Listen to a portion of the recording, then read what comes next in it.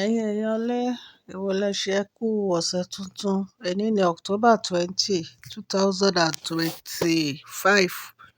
Mo kí yín Happy New Week.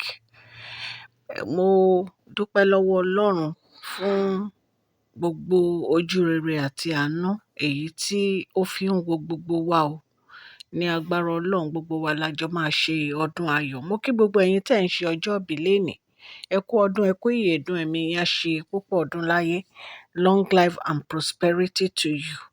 Ọlọ́run á gbọ́ àdúrà èmi àti yín o.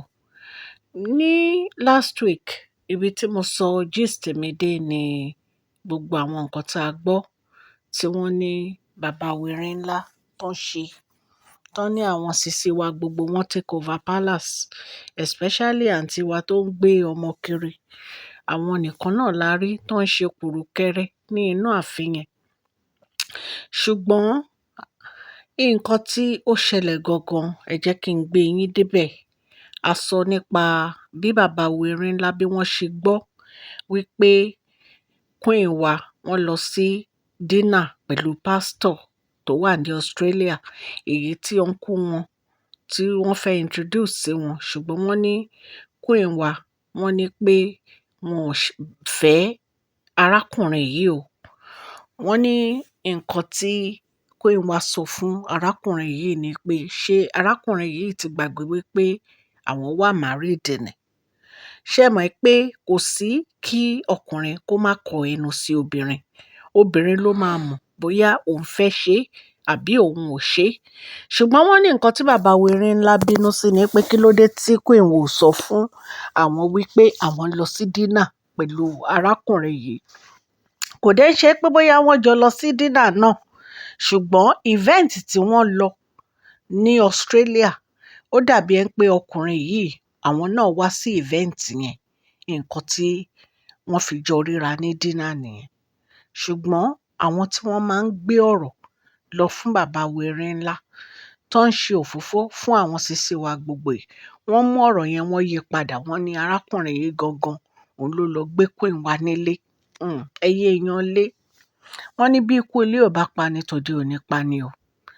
Ọ̀rọ̀ yìí ló wá jẹ́ kí ẹ̀gbọ́n queen wa kí wọ́n lọ sí inú ààfin, kí wọ́n lọ bá bàbá wèrè ńlá láti lè yanjú gbogbo àwọn ọ̀rọ̀ tó ń ṣẹlẹ̀. Bí a ṣe gbọ́, wọ́n ní ẹ̀gbọ́n queen wa ọkùnrin, wọ́n ní wọ́n lọ sí inú ààfin.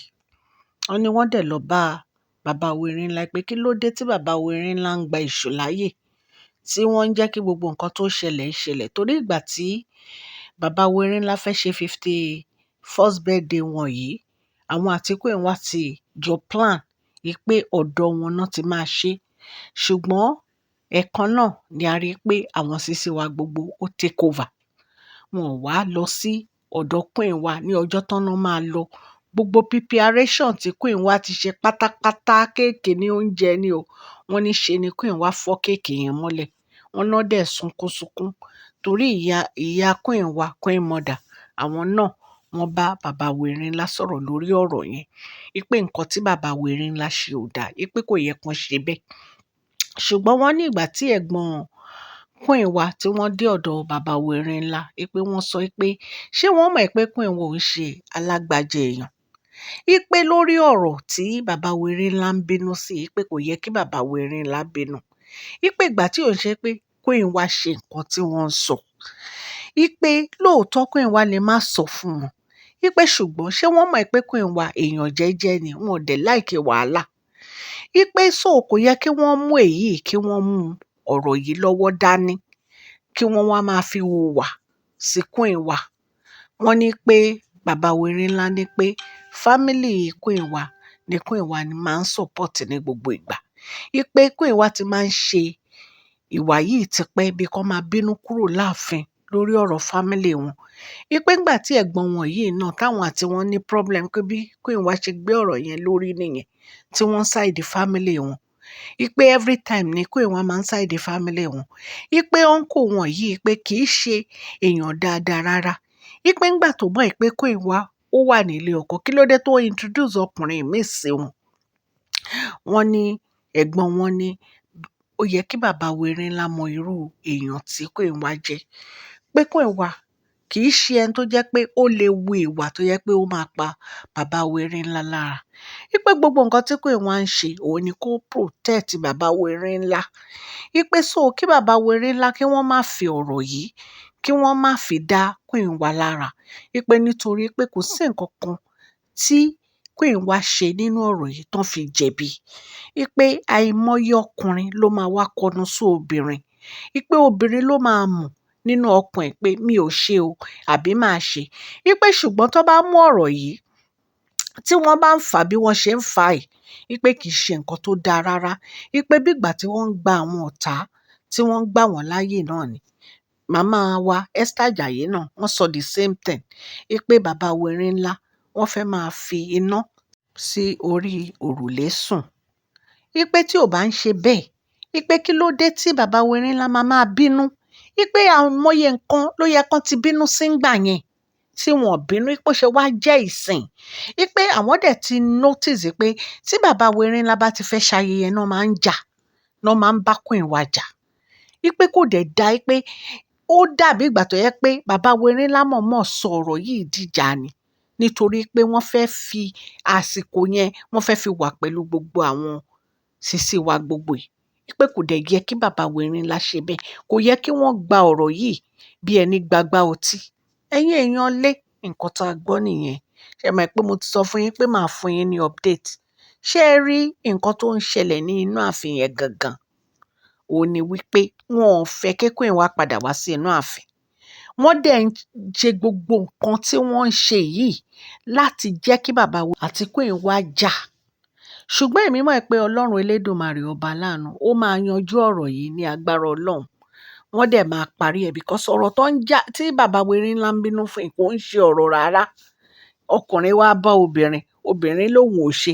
Ṣé yẹn wá ló tó wàhálà? Ṣé yẹn ló tó jà? Ṣé yẹn ló tó kinní? Ṣùgbọ́n mo mọ̀ pé bàbá Wẹ̀rẹ̀ńlá ń bínú sí uncle Queen nítorí pé wọ́n ní uncle yìí ti máa ń gbégbèsè tẹ́lẹ̀ pé láti mú kí àwọn àti bàbá Wẹ̀rẹ̀ńlá kí wọ́n má wá pọ̀ mọ́. Kọ́ fún wọn ní ọkùnrin míì. Wípé wọ́n ní bàbá Wẹ̀rẹ̀ńlá ń parọ́ fún Queen ni. Wípé tí bàbá Wẹ̀rẹ̀ńlá bá love Queen kí ló dé tí ó yẹ pé lẹ́yìn ìgbà tí wọ́n ní wọ́n padà wá sínú ààfin, ṣe ni wọ́n tún lọ ń gbé ìgbésẹ̀ láti máa bímọ jọ. Ẹ̀yin èèyàn lé oríṣiríṣi là ń gbọ́ o. Àìmọye nǹkan tá à ń gbọ́ tá à lè sọ fún yín lórí ìkànnì yìí. Ṣùgbọ́n Ọlọ́run á gbàkóso. Ọlọ́run á ṣe gbogbo ọ̀rọ̀ yìí, á dẹ̀ yanjú gbogbo ọ̀rọ̀ yìí. Mo ní kí n wá fún yín ní update. Ṣé ẹ mọ̀ pé mo máa ń sọ fún yín, a gbọ́ ni o, àárí o, allegedly ni. Ṣùgbọ́n mo mọ̀ pé Ọlọ́run á gbàkóso nǹkan tó ń ṣẹlẹ̀ ní inú ààfin. Queen dẹ̀ máa padà wá láyọ̀ àtàlàáfíà. Ẹ̀yin èèyàn lé orúkọ mi ò yí padà, Máṣọ́lá ni orúkọ mi. Yorùbá ni à ń sọ lórí ìkànnì yìí nítorí pé a fẹ́ gbàgbé àṣà àti èdè wa.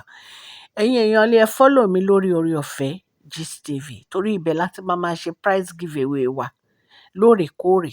Ó dẹ̀ ń bọ̀ ní December 15.